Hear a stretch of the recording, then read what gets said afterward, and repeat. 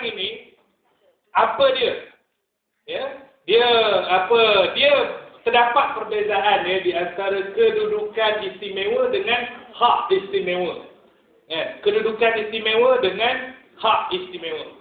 Sebab kalau kedudukan istimewa tu, you must be position. Sebab dia dipositionkan. Ya, dipositionkan.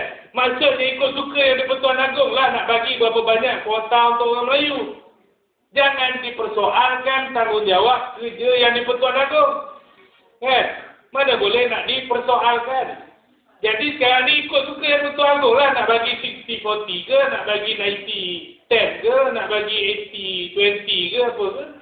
Jadi sekarang ini adalah kuasa yang di-Pertuan Agong.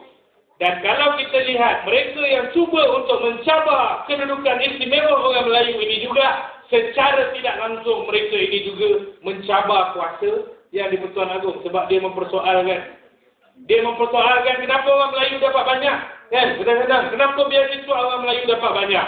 Kau suka yang di-Pertuan Agong lah dia nak bagi kuasa dia. Bukannya yang di-Pertuan Agong selepas berbincang dengan Perdana Menteri ke apa benda ke. Tidak. Ini ada solid kuasa yang di-Pertuan Agong untuk menetapkan berapa jumlahnya.